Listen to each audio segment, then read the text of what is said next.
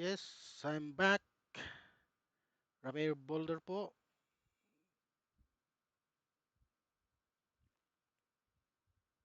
Panoorin po natin Bin Tulfo bumuelta sa Senate. Ito po.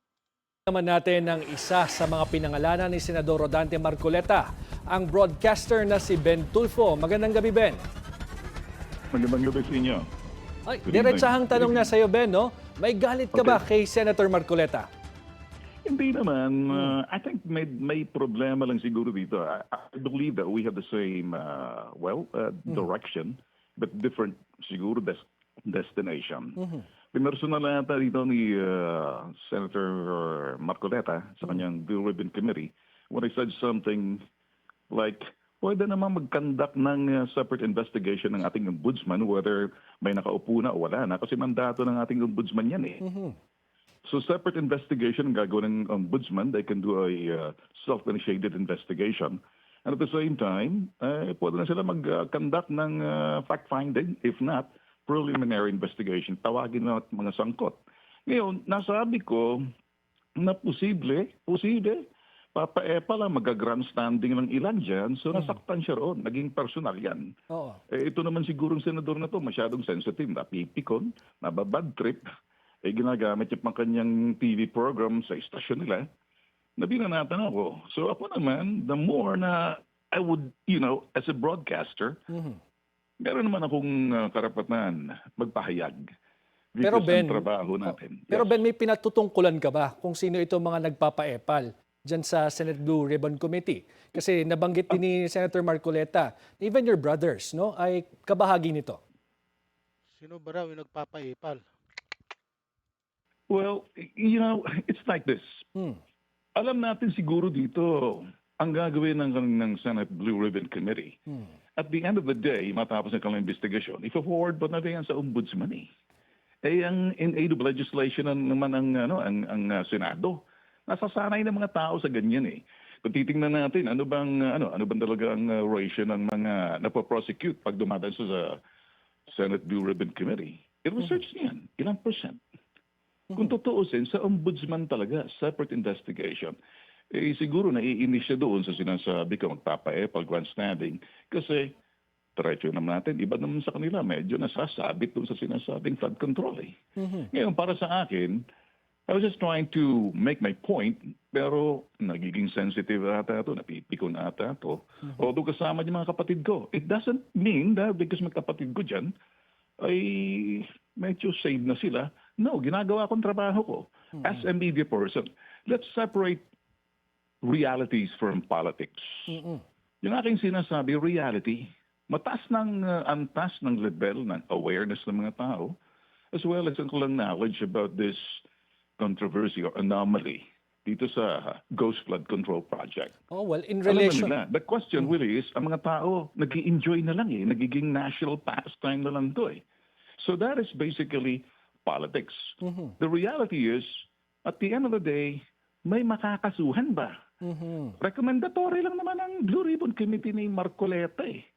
They will recommend whether in aid of legislation, kung may nakita silang dagdagang pambatas, or mag-recommend sila for sino yung sasubmit nilang mga pangalan for prosecute. At the end of the day, it's still the ombudsman. Kung ang makita ng ombudsman, then diretso sa Sandigan Bayan. It's like this. Ang ombudsman, para mga piskal yan. Ang korte, Sandigan Bayan. Ang Senado, para mga abogado yan, nagkakyaw-kyaw dyan eh. I'm sorry. Tamaan kung sino tamaan. Hindi ako mag-hold back dito. Pero ang pangit dito is napipikon yung bagitong senador na politikong matagal na. Kaya akala nyo siguro siya lang may karapatan, siya lang may mga kaalaman, pag medyo may nagsasalita sa kanya mga committee, napipikon siya. Lahat na lang ata, nakakaaway niya. Dalawang broadcaster. Kapwa niya mga senador, nirereklamo na siya. Siguro naman, pag tinanong nyo kay Speaker, kay Senate President, alam na lahat kung anong nangyayari dyan. Huwag na tayo maglokohan pa. Let's let the ombudsman do its job. Kahit wag na mag-antay ang ombudsman ng sasabihin ng Pangulo, pwede na sila mag-motu proprio investigation. At sa dulo ng itong lahat ng ito, Ben, ang importante ay yung accountability at kung may makakasuhan at mapanagot. Aha. Exactly. Kasi investigation is investigation.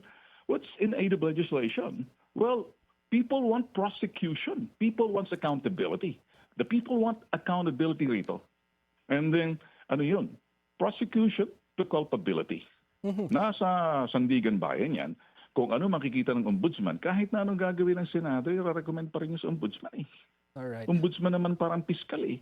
Prosecution, akit niya sa Sandigan Bayan. Kaya yung mga ibang senador natin, siguro maintindihan nila, ginagawa kong trabaho ko sa media.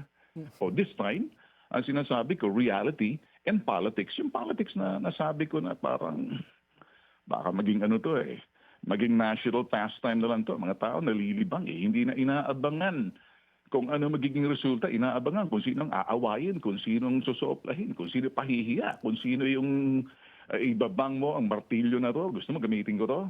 Gusto mong makontempt ka? Yun ang inaabang ng mga tao eh. Sarsuela. Huwag naman sana.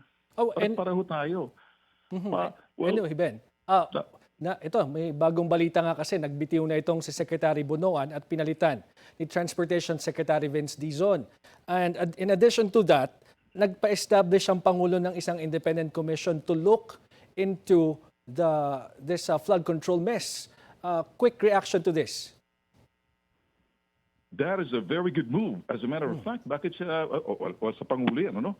My point of view as a fourth estate, kapareho natin sa media, andyan naman ang ombudsman. Pwede naman silang gumawa ng investigasyon nila eh. They can do a fact-finding now. They can summon everybody. They can do a preliminary investigation. All the documents, tawagin lahat yung mga sangkot, magpa-fact-finding ka. Or gagawa ka ng sariling fact-finding, anong ginagawa ng ombudsman natin?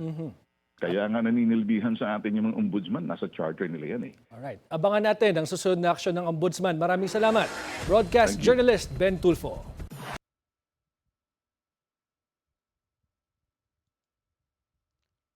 Okay, ano po ang inyong opinion?